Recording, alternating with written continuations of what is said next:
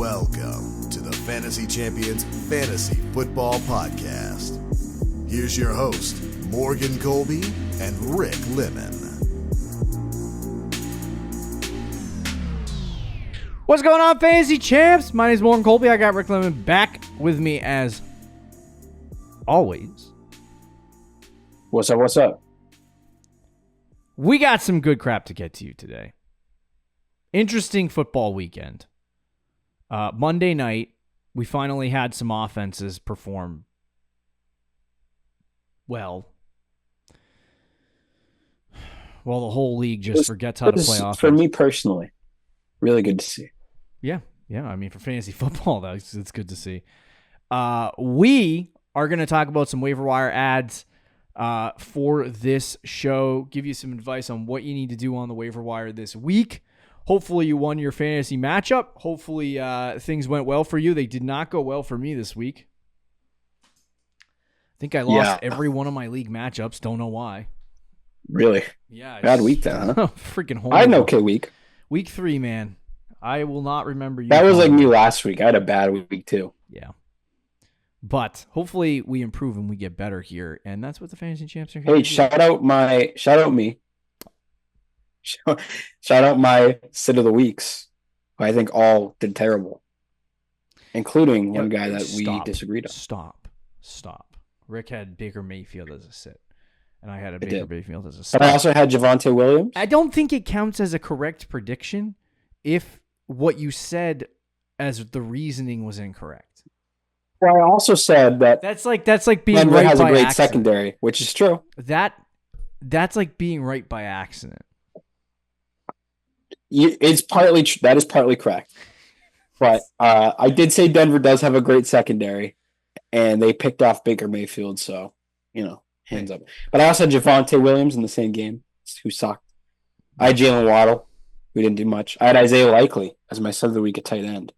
Had a bad week. You should. I had LA Rams receivers. You should have told outside me of Tutu had an okay game. You should have told me that. Yeah, because I started Isaiah Likely. Read the show notes. Well, anyway, we're going to get some waiver wire ads to you today.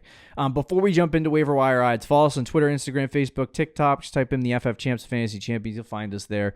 If you're listening on Apple Podcasts, Spotify, Stitcher, or any other podcasting platforms, please leave a review and share this podcast with your friends. If you're watching on the tube, subscribe, click the bell for notifications, like, and comment down below any questions. The Start Show got a ton of comments, so please. Hey, there you go. Please comment, ask questions. If you have waiver decisions that you need to make, should I drop this player? Should I pick up this player? Just let us know in the comments. We'll respond. I got one today. Oh, Mike Evans. Oh, for. Well, I guess we'll start with this. All right. What is it? I said, guess we'll start with this. Let's go. Yeah, Mike Evans for Josh Jacobs and Calvin Ridley. Is that a trade or a drop? It's a trade. Mike Evans.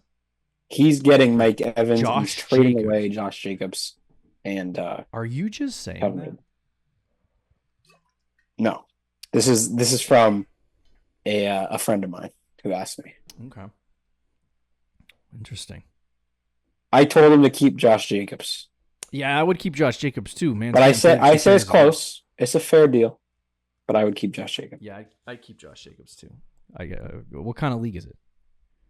PPR, regular, 10-team. His other running backs, though, are I forget who it was, but they're pretty good. He already has 2 good running backs. Ooh. So that's why he was thinking about trading away Jacobs. Because it's basically it would be his flex. So who would you rather have as your flex, Mike Evans or Josh Jacobs? But Calvin Ridley's also in the deal. Josh Jacobs, definitely. So he's giving away, he's giving away Calvin Ridley as well. Mike Evans is an old man. I said, Mike Evans is going to have a good weeks. This week might be one of them. Yeah. But he also has back-to-back weeks with 5 points. Fair enough. And that's the Mike Evans experience.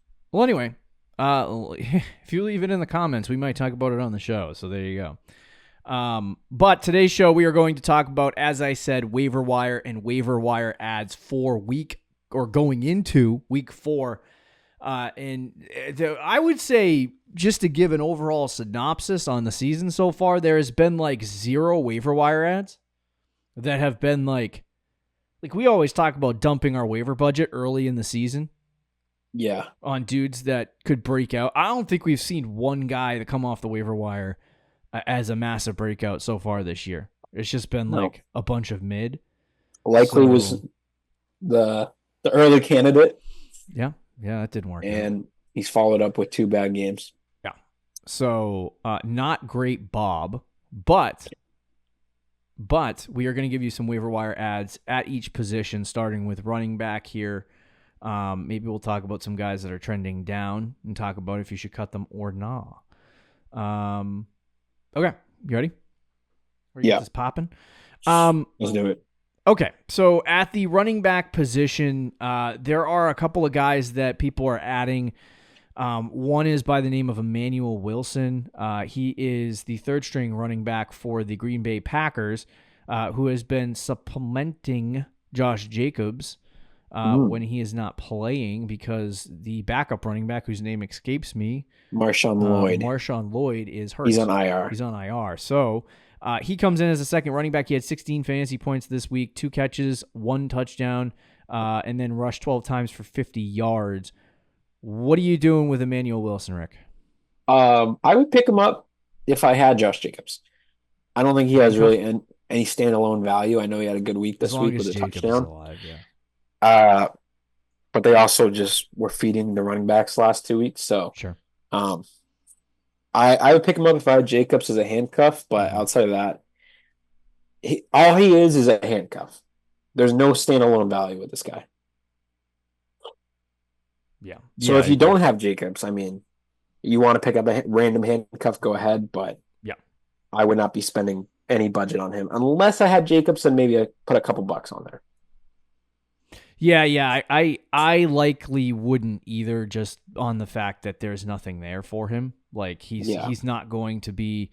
He'll play an AJ Dillon like role that they seem to love, at least a second running back they can give the ball 10 to 12 times a game to. And so it worked out this week for fantasy football, but I don't think it'll work out again.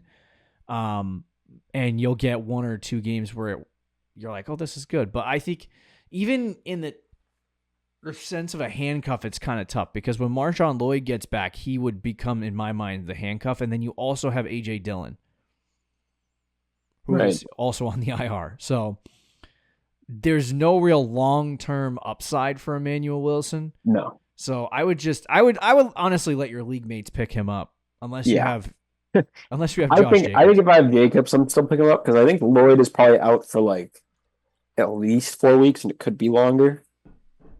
So like if Jacobs goes down next week, you're probably going to want Wilson on your team. Mm-hmm. But outside of that, I agree. I'm not. Okay. Another guy that has been being added a lot. I don't know if that's the right way of saying that, but a guy that's been added a lot by fantasy teams, Roschon Johnson. Yeah. He had first game of the season that he played, he had 12 touches, 8 rushes, 30 yards, 4 catches, 32 yards, 5 targets, only 37% of the snaps. DeAndre Swift has also been a player. That's one way to describe his game so far. He's been there. Doing whatever it is that he does, gets averaging 1.8 yards a carry. He had 15 touches, so Roschon Johnson looks to be like the second running back, getting about 40% of the work. Yeah. I don't think Roschon Johnson's going to take over DeAndre Swift's workload at any point in time, but he also is a good handcuff because I think he's the clear backup. So if you have Swift, it might not be a bad idea to get Roschon Johnson, but this is another running back that personally I don't feel like has a lot of standalone value unless you need a handcuff. Yeah, I probably agree. I think I'd pick him up over Wilson, though.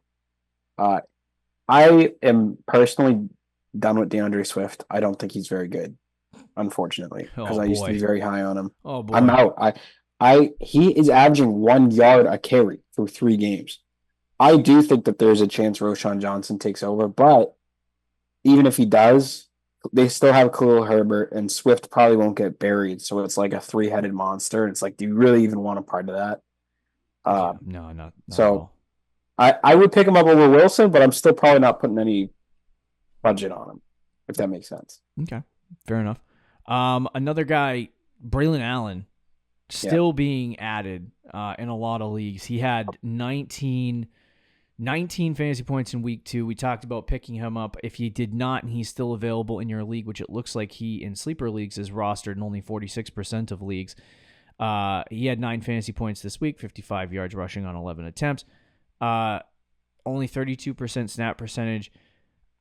Honestly, this is a guy that I would, because I think he's one of those high value handcuffs that obviously if you have Breece Hall, you should get on your team, but that this is a weird, some fantasy analysts reject this approach of picking up other people's handcuffs and sitting on them. Yeah. And I don't necessarily dislike it if it's a high value handcuff. Like picking up Braylon Allen and burying him on your bench somewhere, waiting for a Breece Hall injury or more workload for Braylon Allen, like that can be an effective approach. I actually think Braylon Allen's a pretty good player, and they've started to give him a little bit more opportunity. The snap percentage has not come up, though, so I don't know if it's going to continue to come up. But when he's on the field, he looks really good, and I want that type of player on my fantasy team. Dude, he's borderline standalone value. He's like in positive game script games where they're like you expect them to, like this week against the Pats, like he put up 10 fantasy points. Sure. If you're a bad team or you just have a lot of injuries and you just need someone to throw into like your second flex, like he can do it some weeks. So he should absolutely be on teams, and especially if you have Breece Hall and he's still available, like you got to get him on your team. Yeah, for sure. How much waiver budget percentage wise? If I had Breece Hall, 10%. Do if you didn't. With Breece Hall, 10%. Without 5. I would do 10%. 15% with Breece Hall, 10% without. That's probably more. Actually, you're right. I think I'd probably. I'm a little bit more bullish. No, I agree with you. Okay, fair enough. But get Braylon Allen on your team because I think this is a guy that could be really good. Yeah. If something happens to Breece Hall, or like I don't think he's going to take over for Breece Hall, but just the efficiency that he has shown in the snaps that he's gotten, there very well could be a 50-50 split at some point this season. In terms of snap percentage. And if that happens, there could be, like Rick said, that standalone value. Like I'm out here volume playing Najee Harris in the home league. And he's getting 8, 9, 10 fantasy points a week, and Braylon Allen's doing the same thing with half the work. So, yeah. And he looks like he's a lot of pass catching work, which is kind of weird too over the last couple of weeks. But yeah, Braylon Allen, good pickup. Rick picked this guy up in the 15th round, and he's held him like a burning potato in his hands without punting him into the sun. Is Bucky Irving, who through the first 2 weeks of the season had 9 and 2 fantasy points. He's only cracked 30% snap percentage, so not really like a high volume play here.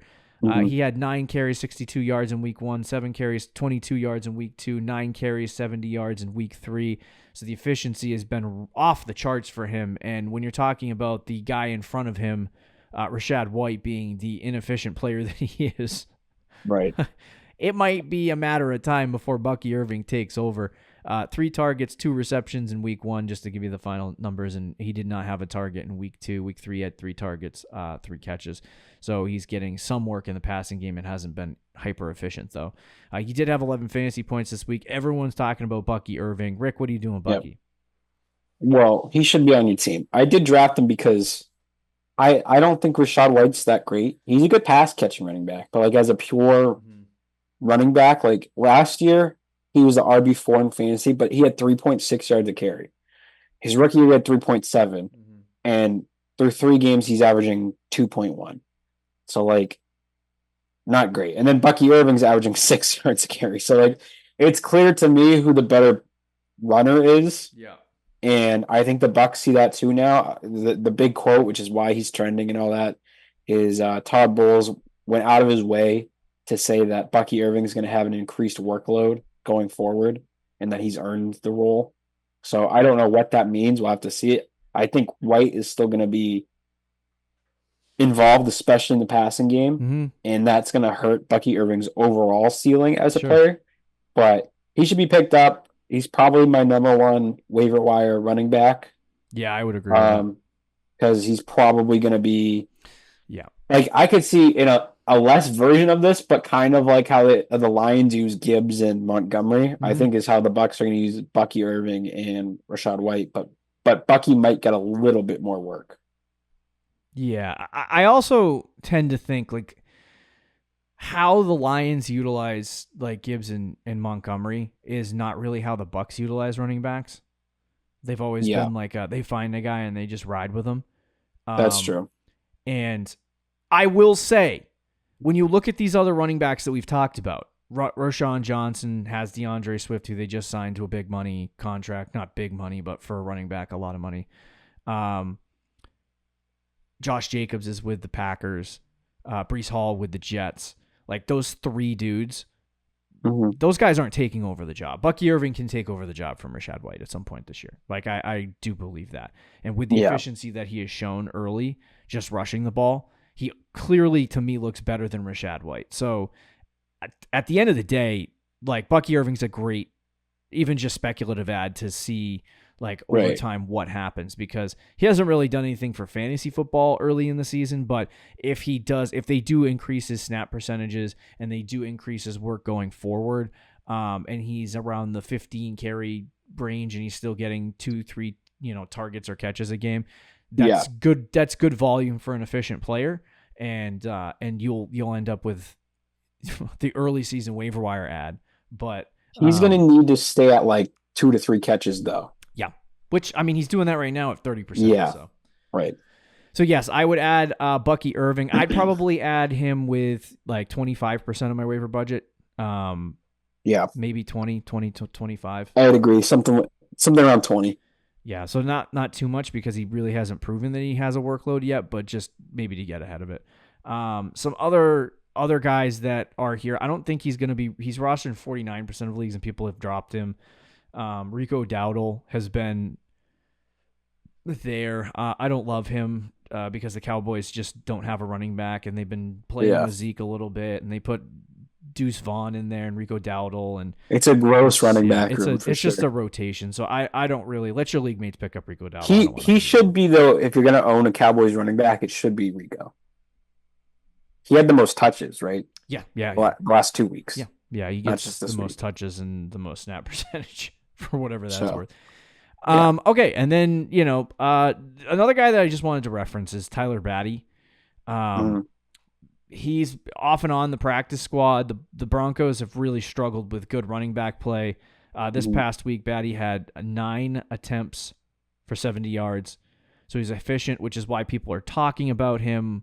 I'm not adding him this week, but I'm keeping an eye on the situation there because, like I said, the Denver Broncos running back room has been unfortunately for me, even though I drafted Bucky Irving, I also drafted Javonte Williams. Yeah. Who blows? Any other running backs? No. Okay. Let's move to wide receivers. This should be interesting. I would say the waiver wire ad of the week for the entire country. Or if you're in our league, he was already on a team, and not only on a team, but starting. On the Sleeper app, it shows you how many people are added over time. The next closest skill position player is Darnell Mooney with 476,000 people added. The first guy on our list, Juwan Jennings, has 1,006,453 people who added him. So a full 500,000 more ads. Basically, everyone who's active in fantasy football. Yeah, I mean you have to be in a that uses Sleeper. That means there's over 1 million leagues in Sleeper, which is freaking crazy. Anyway, so Juwan Jennings went out this week and had 12 catches or 12 targets, 11 catches, 175 yards, and 3 touchdowns. 46 fantasy points. I'm not gonna lie, I ain't never seen anything like it. I've never seen a random 4th string wide receiver. I mean, there was only I think 2 players all of last year, skill position, that scored 45 plus, and it was Chase and McCaffrey. Yeah, I'm confused. Juwan freaking Jennings? I'm freaking confused because I'm like, what do we do with Juwan Jennings? What do we do with him? I don't know. Part of me is you have Deebo Samuel there, right? Yeah. You have Brandon Ayuk. Debo's been injury prone. Brandon Ayuk has not been good to start the year. They just paid Brandon Ayuk out the nose, so they're going to utilize him at some point. But when you have a game as good as this one, this is not like a 20-point week from a random wide receiver in the middle of the season where you're like, oh, well, I could have that guy. He had a good game. This is 46 points. Right. So it makes me wonder, like... They also have Ricky Pearsall, who's on IR, but is probably going to come back for week 5. Is this a signal of something more to come, I guess, is what I'm getting at with Juwan Jennings? He had such a good game that I don't think they're just going to not use him, right? Like, he's still going to be involved. I just don't know how long it's going to last. Yeah. But he needs to get picked up. I think, like, after the week he just had, if he's not rostered, like, you have to pick him up. But what is his, like, honestly, what is his long-term value for the season? That's the question I'm asking is, like, what... I hate to say this because of how good he just was, but, like, I still don't think it's that high. The logical side of me would think that. And then the speculative side of me is, like, if he's this good and Debo's always hurt, and like he's able to get open and do things, like is this a guy that people pick up and then later in the season we're going, should have picked that guy up. Well, that's why I still would say pick him up, but like I would just take the expectations down. Because Debo's hurt, but I don't know. He's not like out for the year. He's gonna come back. Ricky Pearsall, they drafted in the first round. Brandon Ayuk has been awful, but they paid him all that money, like you said, so they're still going to use him. Yeah. I don't know. I don't know if there's really a role for Juwan Jennings unless later in the season, unless players get hurt. But it is a possibility. So and we've seen what he can do when players get hurt. All right, big question, Rick. Everyone wants to know how much waiver budget. I wouldn't put more than 10%. Okay. Yeah, I'm around 15. He's rostered in 46% of leagues too, which is shocking. That he's still. Well, people picked him up this week once Debo went out, which makes sense, but yeah. Okay, this is a real guy. I actually like this player more than I like Juwan Jennings. Yes, I do too. Because there is a role. Long term, because there is a role for him, and it's Darnell Mooney of the Atlanta Falcons. Last week against Philly, he had 7 targets. Kansas City, he had 8 targets. So he has a real workload with Atlanta to start the season, which is shocking. When you watch the actual games with Drake London, he does end up with like 8 targets. But it just takes the balance of the entire game for him to get the targets. Like, he's not a volume guy. I think Drake London, absolutely a volume guy. At some point, not through 3 weeks, but at some point he will be, because when the crap hits the fan and it's nut cutting time, and Kirk Cousins needs to get a 3rd down pass on a game winning drive or a touchdown, it's going to Drake London. And it's not been consistent earlier in games, but I think at some point the connection will happen with Drake London where he'll start to get somewhere around 9 targets a game. Like, he's just too good of a receiver, and he's open. He had 9 targets this week. Yeah, but he had 4 targets through the entire game until the last 2 drives where he got 5. I was like, what the? It's like pulling your hair out. It's like, what are you doing? So he'll be a guy that gets 9-10 targets every single week, but it's a matter of, like, are they consistently targeting him, or is it, down at the end of the games? So, but Drake London's going to be Drake London. They have to throw it to somebody else, and Kyle Pitts doesn't know how to get open. So Darnell Mooney is that guy. He had a little thing with the Bears back in the day, and then he vanished. So I love this pickup. I would put up 20 to 25 to 30% of my waiver budget for this guy, because I think he has a real 30's a lot.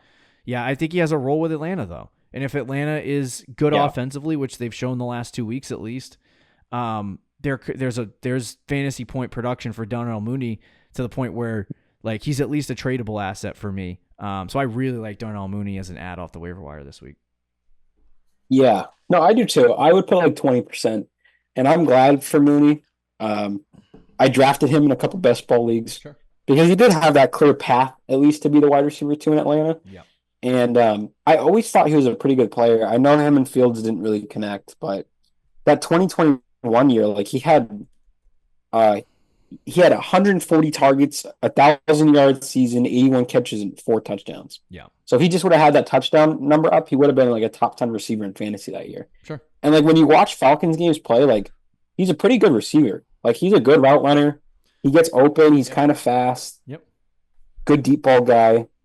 Drops passes occasionally, but overall has pretty good hands. Like he's not a bad player. He's a pretty good player. And finally, he has, no disrespect to Fields, but a consistent quarterback at least in Kirk Cousins, who doesn't move at all. But if he has time in the pocket, will throw the ball accurately. So I think it's good for Mooney, and I definitely think he's worth a pickup. He was drafted though in a decent amount of leagues, but I don't know what do you know what percentage he's owned in? 44%. Oh, okay. So yeah, I would 100% put like $20 on him. But I think he's honestly a guy that could be a weekly flex. Has that potential, at least. Yeah. Okay.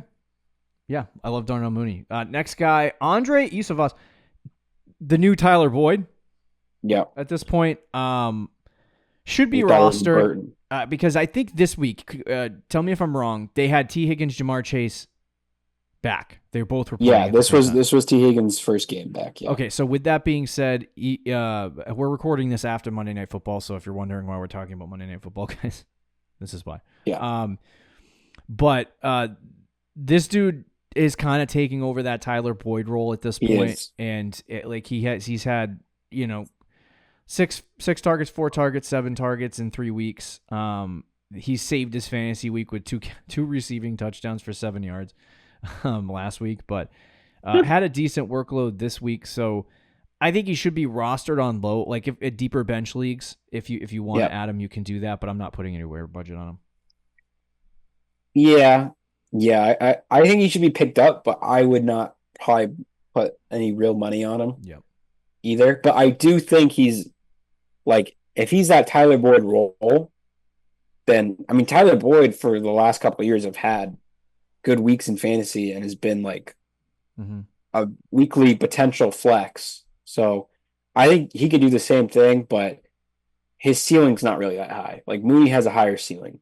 But I think he's worth to be rostered. Yeah. Geesh. Wow. Little Jordan Humphrey? No, I'm good. What kind of grip does this home dog have on like old coaches? Bill, Sean Payton? Dude, Sean Payton is the most disgusting. Like, I know he's supposed to be this great offensive mind. He's the most disgusting coach we have in the league right now, outside of Arthur Smith. Oh, like the players that he uses, little Jordan Humphrey, the 26-year-old or the 28-year-old rookie wide receiver. Yeah. I forget his name. Is it Vaughn or something? Yeah. From the week before who got hurt. Josh Reynolds. Yeah. And then he has Marvin Mims and Troy Franklin who are just like, he's like, no, they're too fast. I don't want those guys. Nothing to do with those guys. Yeah. I know what you're saying. It's just gross. He uses 3 running backs. It's gross. Yeah, it's all gross. He's trying too hard over there. And he thinks he's the crap. Hey, it worked this week. Yeah. All right. Final guy I think we'll talk about at the wide receiver position, unless there's anyone that you are having a burning desire to talk about, is Jalen Naylor. He's increased his snap percentages significantly over the last 2 weeks, and he's on the field as like their third receiver. So in the same context that I would add Andre Isavas, Jalen Naylor would be in that same. He's KJ Osborne. Yeah, I would probably stay away from Jalen Naylor. He's been pretty good, but 4 targets at most, and that's without Jordan Addison. In week 1, when Addison played, and Addison got hurt in week 1, he only had 1 target. So, oh wow, okay. He's their third wide receiver, which is he kind of just is what he is. But if Jefferson or Addison gets hurt, he becomes valuable. But when those guys are healthy, I don't think he's gonna do much. Yeah, fair enough. All right, let's talk quickly about some tight end guys. This has been a tough season for the tight ends. I just wanted to give you guys ready while we jump into the tight end position here through 3 weeks. The top 10 tight ends in fantasy football. Yep. Dallas Goedert. Hey, that's my guy. Brock Bowers. Cole Kmet. Okay. No. Trey McBride. Isaiah Another Likely. one of my guys. Okay. Mike Gesicki. Ew. George Kittle. Hunter Henry. He didn't even play last week. Hunter Henry. And then Zach Ertz and Kyle Pitts. Ugh. Kyle Pitts is still top 10 tight end. 11, 5, and 7. Top 10. So if you're in a league, there's a real good shot that let's see. I'm just gonna count it. 1, 2, Kelsey, dude, has been 3, horrible. 4 tight ends that didn't start probably this week in your top 10. Laporta has been bad, and he hurt his ankle this week. Kittle is good, but he gets injured all the time. Kelsey's washed. McBride, I think, is good, but the dude got a concussion. I don't even know. I mean, yeah, it's not been good to start. The tight ends early I just will have say not been. on my start show, I told you to start Dalton Kincaid. Oh, he had a good game. And I said how is he not top 10? The target share is coming because he had 2 and 7 the first 2 weeks. He had 13 fantasy points this week, so he had a good week. He's tight end 11, and he didn't score a touchdown. There you go. Love that. But the tight end position been pretty abysmal.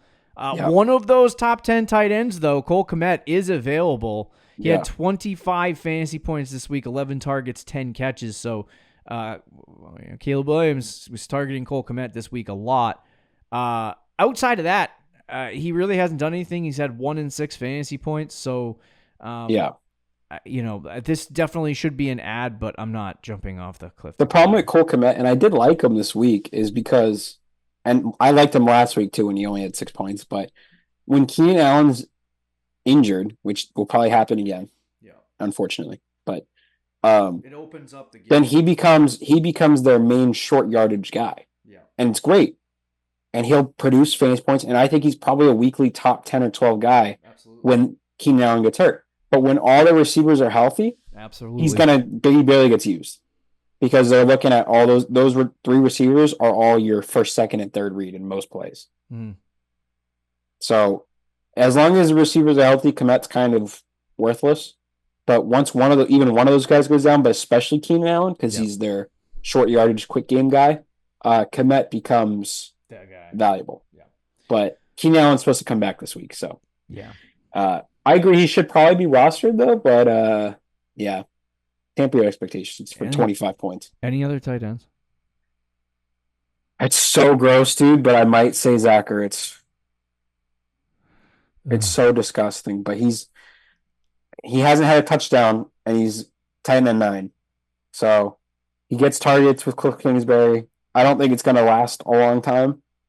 He'll probably get hurt eventually, but if you're in a desperate pinch, he'll probably get you at 8 or 9 fantasy points. Yeah. Hopefully things balance out. I would say do you like Conklin? Not really. People are picking up Brock Wright, but I wouldn't. I was going to say Cole Kmet, Zach Ertz, Mike Gesicki are probably my top ads. And I'd keep an eye on Brenton Strange, but the only reason why he's doing anything at this point is because Evan Ingram's hurt. Out. Yeah, so I don't think there's any real value coming from that direction. No. All right, one streaming quarterback. You get one. I'll let you go first. I gotta look at the freaking matchups here, bro. I just threw you. Okay, I'll do it. Okay, I got one. Oh, all right, go ahead.